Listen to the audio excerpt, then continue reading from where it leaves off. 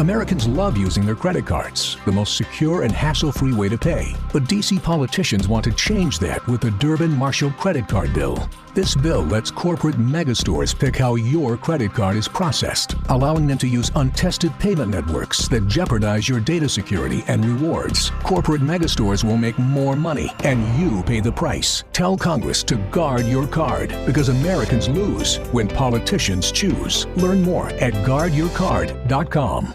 Taxes was taxing. Now taxes is relaxing when you file for free. I can file for free?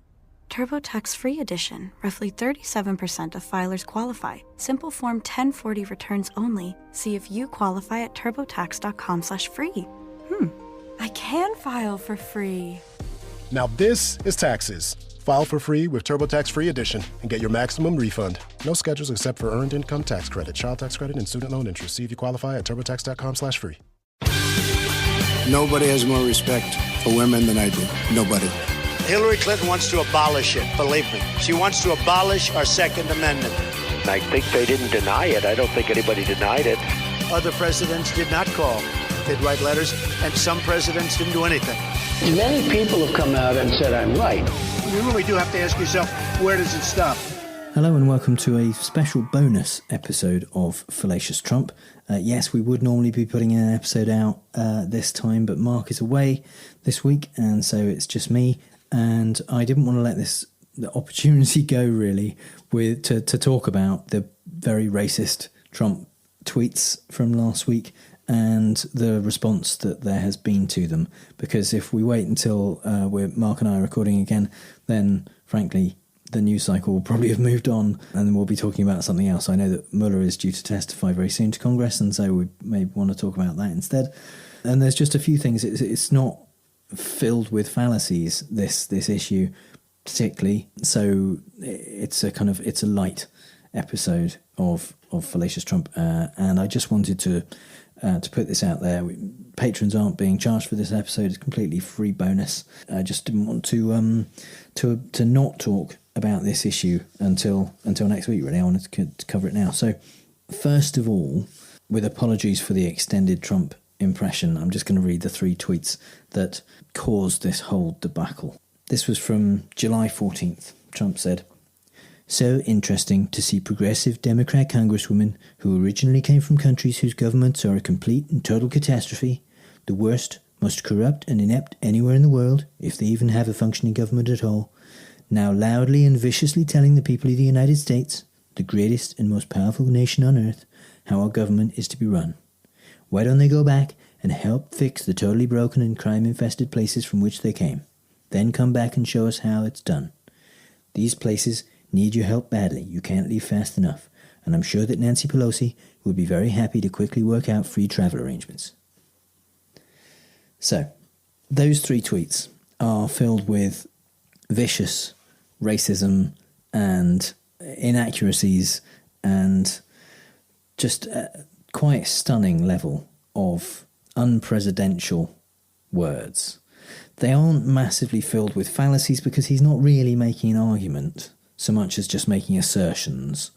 And to be honest, it's not the fallacious nature of the tweets that I really want to focus on. I'll just very quickly cover some of the inaccuracies.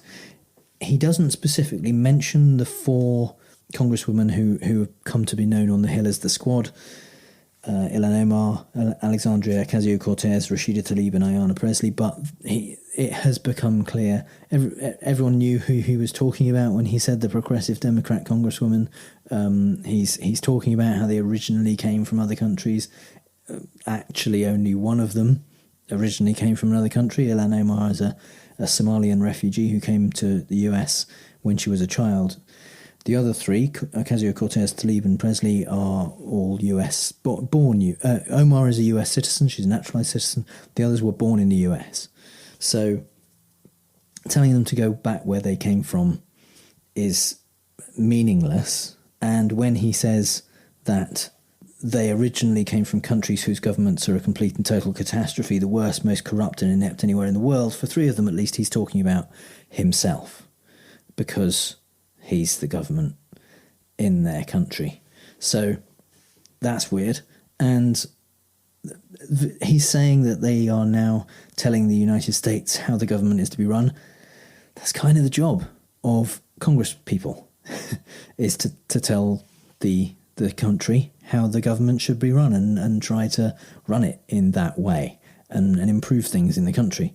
They are trying to fix the broken, crime-infested places from which they came by becoming elected and doing that. They are fixing what is broken, or they're trying to, at least. So there's inaccuracies and there's unnecessary statements, and there is what is federally defined as racism in these tweets, because the US Equal Employment Opportunity Commission, who is the federal agency that's there to enforce the laws that prohibit workplace discrimination, they specifically cite "go back where you came from" as the kind of thing that would constitute unlawful harassment and would be a reason for people to get fired from their jobs.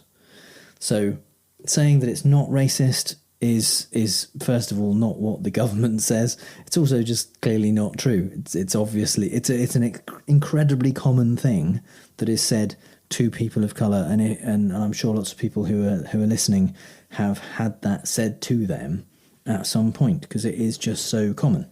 However, as I said, I don't really want to focus on the fallacious elements of the Trump tweets, because first of all, this is a little kind of bonus episode. The less fallacious aspects of that than one I just wanted to look at, which is the response, especially from the media, to his tweets. And the fallacy that I want to just touch on in relation to that is called argument by emotive language. It's also known as loaded words, loaded language, or euphemisms. And basically, it's usually used to make something seem more distressing or emotional than it is, and by using specific words. For example, if you describe abortion as murder, then you change the conversation that you're having into a much more emotional one. But it can be used in the alternative way to make things seem less emotional. For example, by describing racism in a different way, not calling it racism. Or, as has been done in the past when talking about Trump by many media outlets, talking about lies without using the word lie. Saying misstatements, misrepresentations, untrue statements, or things like that, rather than just outright saying Trump lies. Some media outlets have done that.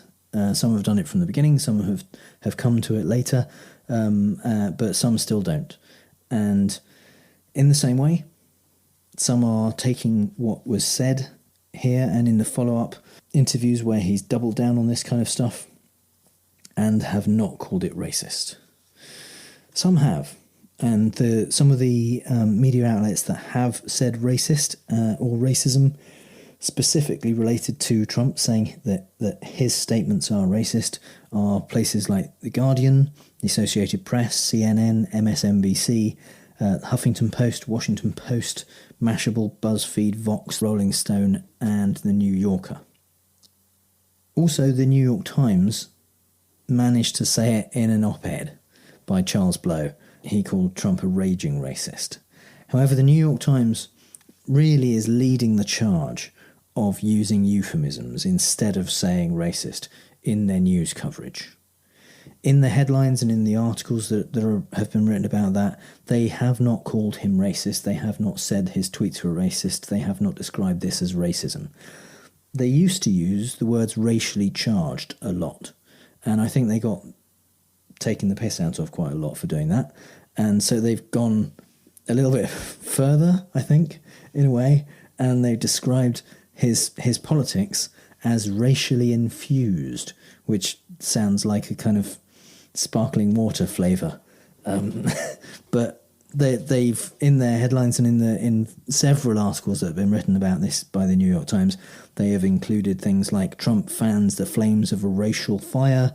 They have described his comments as comments that even some members of his party called racist. They've described saying "go back where you came from" as widely established as a racist trope. But by essentially putting the the words into someone else's mouth by saying other people have called this racist. They are avoiding themselves calling it racist. Other outlets have used the previously very common thing from the New York Times of racially charged. NPR, CBS, ABC and the Wall Street Journal have used racially charged for this description. The BBC said that these statements were widely called racist and that Trump has been accused of racism, but again, they didn't specifically say he was being racist or that the tweets were racist. The LA Times said it was usually considered an ugly racist taunt. NBC said it had been denounced as racist. CBS said he had been called racist and xenophobic. Again, all of these organisations did not say Trump is being racist. Look at the racist thing Trump said. Fox News, obviously, didn't even get anywhere close to it. They simply called the tweets controversial and inflammatory. So, why are all of these organisations using euphemisms instead of saying Trump is being racist and these tweets were racist and his response to any pushback has been racist? That's a good question. I don't know the answer. I know that there are some decisions that some media organisations make based on the fact that some of their consumers are fans of Trump and they don't want to call him, just like they don't want to call him a liar, they don't want to call him racist, and they will say negative things about him. And in many cases, the Trump supporters will hear those negative things and dismiss them. But I think that a lot of people who believe the same things as Trump and are racist, and certainly are what other people would consider to be racist, don't like to think of themselves as racist, don't like to be called racist.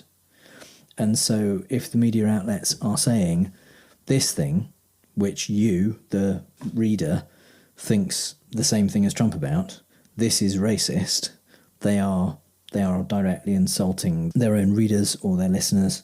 And if they say something like, this thing that you, the reader, also believe the same as Trump has been called racist, they are separating that out. They are not directly calling their readers and their listeners racist. So that may be one of the reasons, at least. And a lot of organisations, as I've said, have not had a problem with that, and they have come out straight away and said it is racist. The Washington Post, incidentally, Marty Baron, the top editor of the Washington Post, actually put out a statement to explain why the Post had decided to use the word racist. He said, "The Post traditionally has been cautious in the terminology it uses to characterise individuals' statements, because a news organisation's job is to inform its readers as dispassionately as possible. Decisions about the terminology we use are made only after a thorough discussion among senior editors. We had that discussion today about President Trump's use of a long-standing slur against African Americans and other minorities. The go-back trope is deeply rooted in the history of racism in the United States. Therefore, we have concluded that racist is the proper term to apply to the language he used on Sunday." So, I think that's really good, actually, because not only have they called Trump racist, they've explained why they didn't use a euphemism. And in fact, the Associated Press, in their style guide, they have said you shouldn't use euphemisms for racism where racism is the appropriate term. And the AP, they did call it racist. NPR, who used racially charged instead, Keith Woods wrote a blog on NPR's, on their Code Switch blog. He wrote a post which explained in a way why they didn't use racist. He said he doesn't disagree that Trump's statement was racist, but he doesn't think it's appropriate for journalists to say that. It's an argument I have a little bit more trouble coming to terms with. He said that avoiding that kind of language is important to upholding the fragile line that separates the profession of journalism from the rancid institution debasing cesspool that is today's politics. So I think it's a bit weird that Woods feels that it's inappropriate to call a politician racist, but to call politics as a whole a rancid institution debasing cesspool. But there you go. He didn't want to go as far as to say racist. I tell you some people who don't have a problem calling it racist, though. As I mentioned, there are Trump supporters who don't want to be considered racist or call themselves racist. There's another group of Trump supporters who don't seem to have a problem with that at all. People like neo-Nazis and self-confessed white supremacists. Andrew Anglin, who runs the Daily Stormer website, he put up a post on his site that said, "Man, President Trump's Twitter account has been pure fire lately. This might be the funniest thing he's ever tweeted. This is the kind of white nationalism we elected him for." He also, in the same post, said, "So this is not some half-assed anti-immigrant white nationalism. Trump is literally telling American blacks to go back to Africa." Alt-right punchable figurehead Richard Spencer tweeted, with a single tweet, Trump was able to win back the sizable deluded portion of the alt-right. So he's praising Trump for saying this. And Matt Parrott, the former head of the white supremacist Traditionalist Worker Party, he called the president's tweets overtly racist. And as a good thing, not as a complaint, but that was something that presumably made him feel greater support for him. So in a gubernatorial debate in Florida in 2018, Andrew Gillum said about his opponent Ron DeSantis, "I'm not saying he's racist, but the racists think he's racist." Well, that's the situation here. I am saying Trump is racist, and the racists definitely think he's racist.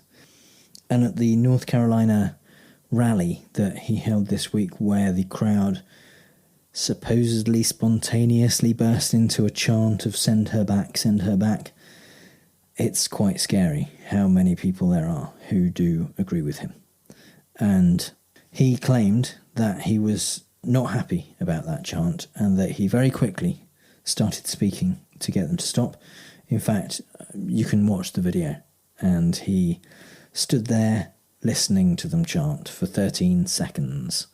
They got to chant "send her back" 8 times before the chant just died down, and then he started talking again.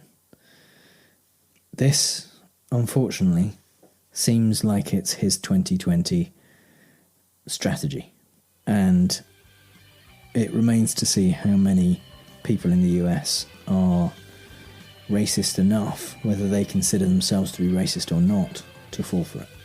That's right. Go home to mommy. Bye.